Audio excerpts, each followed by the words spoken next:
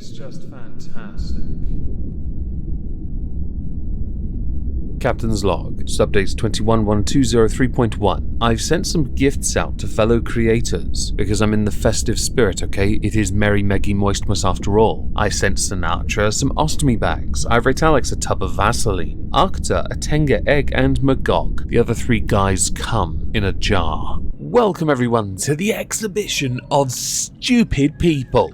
Today we're going to start with something festive as it is the month of Merry Meggy Moistmas. Norway was trending on Twitter. This comes courtesy of the Evening Standard, and the reason why is because every year since 1947, the United Kingdom has a tradition with Norway. A ceremony is held in Norway every November where a tree is felled from a forest east of Oslo. This tree is felled in front of the Lord Mayor of Westminster, the British Ambassador to Norway, and the Mayor of Oslo, all of whom take part in these celebrations. The tree is then brought to the United Kingdom by sea, before completing its journey by lorry, with a specialist team putting up that tree in Trafalgar Square using hydraulic cranes, while energy-efficient light bulbs are used to light it. This is Norway's way of thanking the United Kingdom for its support during the Second World War, and it is one we hold very dear to our hearts, of course it is. Well, this year's tree has gotten a bit of attention. Some saying Norway has not taken the sacking of Ole Gunnar Solskjaer well. Others saying Interflora clearly forgot to include the little sachet of plant feed. Others, only half of it had arrived, and it looked a bit sad. Because unlike previous years and versions of this tree, this is what we received. Others asking if perhaps we'd gone to war with Norway. Now I think yes, it is looking a bit sparse on one side, but it is a lovely gift regardless, and I'm sure it'll look fantastic with the decorations on. And as we're here talking about the Merry Meggy Moistmas season, food manufacturer Heinz were also in the news for something festive. You see, they've hooked up, linked up, collaborated to produce something that will totally go down well, and not at the first sight of it make you want to gag. There are 3 ingredients involved. Chocolate, which is already a win. Orange, because that's become a trend to have orange in everything. You see it in spirits. And the final ingredient, mayonnaise. That's right everyone. The condiment in question is called Seriously Good Terry's Chocolate Orange Mayonnaise. This violation is described as a smooth and delicious spread that works perfectly dolloped onto your festive desserts or spread into brioche, crumpets, pancakes or croissants this festive season. 200 people have a chance of getting this because it's not available to buy. This can be won in a competition that is running from now till December the 13th. Terry's Chocolate Orange is quite popular, certainly around this time of year. I don't really care for it myself. I do like the idea of a slice though. So why anyone would want to take chocolate and defile it with mayonnaise is a mystery to me. Because if you really think about it, you want a chocolatey orange spread. Why don't you just buy Nutella and put some orange zest in it, which sounds slightly less offensive than this, which, let's all agree here, is 100% blasphemy and should not be accepted in wider society, which means only 200 of you have to make the ultimate sacrifice. Do enjoy it. Do enjoy the consequences of it, you sick, sick little perverts. While we're still in the ballpark of Merry Meggy Moistmas, even though this one doesn't really tie into it as closely as I'd like, but it does involve somebody who's going to be spending Christmas behind bars. So I guess that's how we get there. Let's talk about Insulating Britain. You know, that offshot wing of Extinction Rebellion. 9 people have been jailed after blockading the M25. They blockaded it by supergluing themselves to it, in an act that many of us called natural selection in action. The Darwin Award going to them, because they thought no one would be stupid enough to run them over. You're right, because they knew all they had to do was make a phone call and get you all arrested. Now I firmly believe the hands should have stayed on the road, but oh well, I guess I was wrong. Someone get the hacksaw, thing's about to get saw one in here. Blockading the M25 at the best of times is dangerous because of it being one of the busiest roads in the United Kingdom, but also because to block it is in defiance of a High Court injunction, i.e. it be illegal. I mean, it was already illegal beforehand, but they made sure it was doubly illegal, so you knew there would actually be a consequence of it. So for example, Oliver Rock was sentenced to 4 months in prison with a 2-month minimum for his involvement. What amused me the most about hearing about Oliver Rock was his family have appealed for help to cover his £700 a month rent. Now no doubt there are other bills they hadn't really thought about, so chances are it'll be double that, to include council tax, phone bill, electric, gas, water, the usual really. Any pets he has, yeah, that. Oliver Rock's family had managed to raise £8,500, which if he's out in 2 months means he has a boatload of money left over. Can we leave him in prison for longer to run that rent out? Or is that asking too much? What I found the most interesting is, if you look at the GoFundMe, it was the description of Ollie that really hits home. So for example, my kind-hearted, generous, morally upstanding brother has been sentenced to 4 months in prison for his part in the Insulating Britain campaign.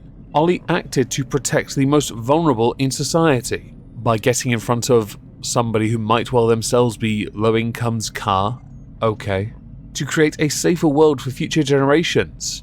I mean, it's safer, I guess, for a bit, one less mouth to feed if someone had hit you, and for this, he is being punished. Yes, because UK law doesn't allow you to blockade one of the busiest roads in the country. I mean, you can't blockade any road really, it is illegal. If you want to protest, you apply to protest. You don't just think you're above the law. You can argue morals all you like and champion your brother as some upstanding member of society, but he brought society to a standstill. If you think action is instantaneous, you are idealist and stupid. People like this, Oliver Rock more notably, and anyone that supports what he believes, in the context of thinking, if we just blockade cars while they're running, we're solving climate change, you're a moron. It is not by stopping the common person that you accomplish anything. If you want to stop anyone, want to inhibit someone's ability to do their job, why don't you start with the politicians who legislate this? And bear in mind here, when politicians more notably, were negotiating a global agreement, it wasn't the United Kingdom that watered down the agreement on coal, was it? No, it was Turkey and China. Why don't you go blockade their roads instead? Oh wait, you won't. Because you know damn well if you did it in either of those countries, you'd be executed. We cannot as a country push other countries to follow our lead. All we can do is set an example and hope they eventually come to their senses. While we're in the ballpark of campaigners, there was an attempt to circumvent the Scottish government concerning 45th President Donald Trump, because he owns a number of golf courses. Because of his mother's side and his Scottish heritage, he likes to go to Scotland, and he owns a few golf courses there, one of which is his flagship. The money used to buy it, though, is where the campaigners take great issue. The Scottish government didn't see a point in investigating where the money came from, so they let it go. They had tried to go to war with him over their wind turbines. That's a whole different kettle of fish and not relevant to this particular subject. But when it came to the money aspect, they didn't care enough. He bought it for $60 million, the golf course in question, in 2014. Company filings in the UK show that after the initial purchase of Turnberry, the golf course, Trump's company spent another $100 million on upgrades and other expenses. That's a lot of money. The grass better be bloody good. When the Scottish government rejected the call to investigate how Donald Trump funded the purchase, advocacy group Avaz instructed lawyers to bring the case to Scotland's top civil court, which is the Court of Sessions.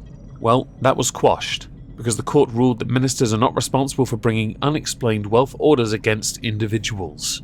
That's an L. F in the comments. I know a couple of these are shorter, but I thought, well, I've kind of got time, why don't I just include them? See what you all think about it. Do let me know in the comments. Drive up the engagement, I need it.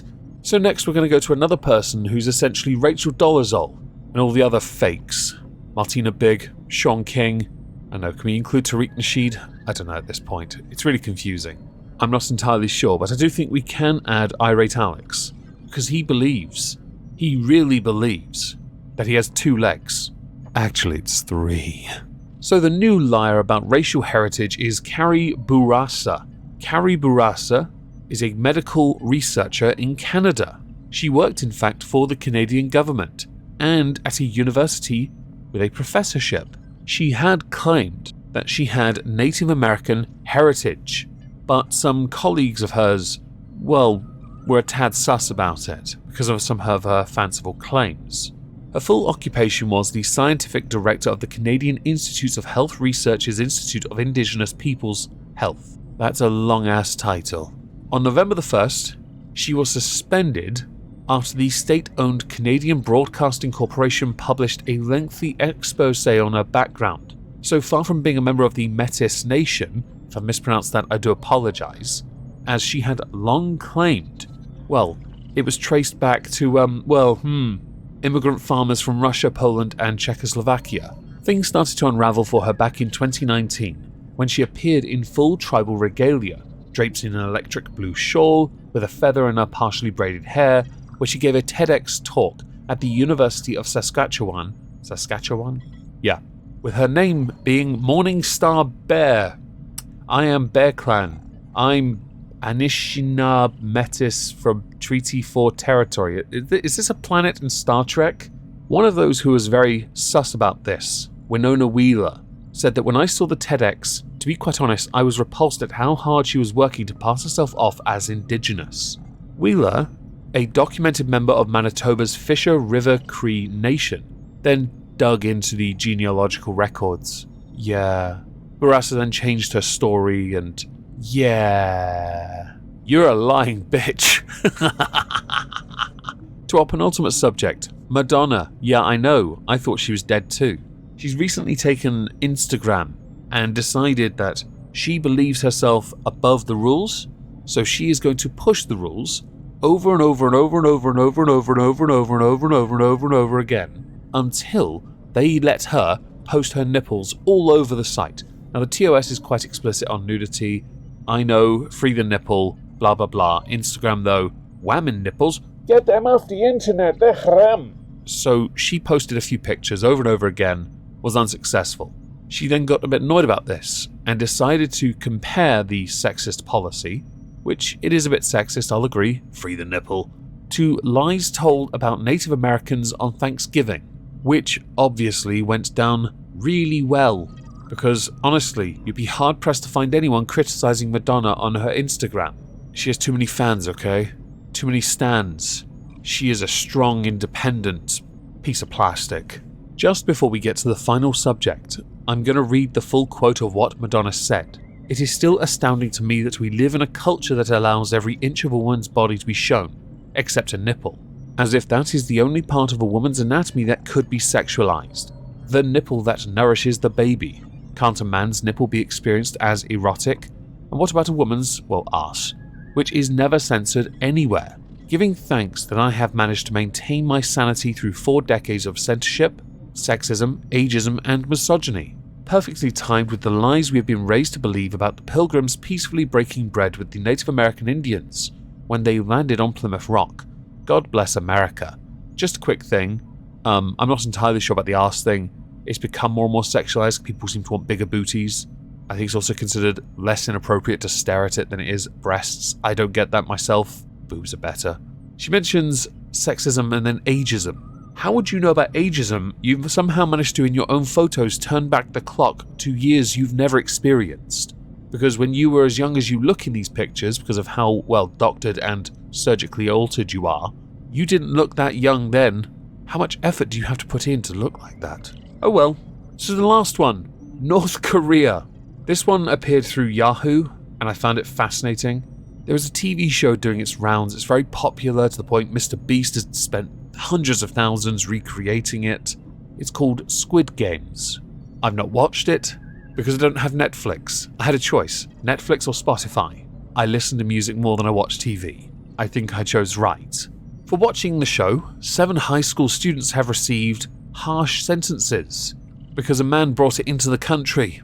That man allegedly is going to be executed via firing squad. with the high school student that brought the USB drive with the show to be jailed for life. Is the show that bad? Or is Kim Jong-un just salty that he didn't create the show or have a chance to insert an ad at the start of the show saying that he created the show, inspired by his father's desire and will to succeed at everything? Wait, is Kim Jong-un still alive as well? Or should we put him in the same ballpark as Madonna, kept alive by plastic, because plastic doesn't biodegrade anywhere near fast enough? Anyway, as we're done, I'd like to know what you all think. Please do consider smashing the like if you enjoyed it. Please leave a comment also if there's anything of interest to you. Please also consider sharing the video. Yeah, I'm trying to drive up engagement because we've been struggling of late, and I'd really appreciate it. Thank you. Hope to see you all on Twitch tonight because I will be streaming there. Have a fantastic day. I know this is normally done on a Thursday, but I had too much going on yesterday, and thank you all very much for listening.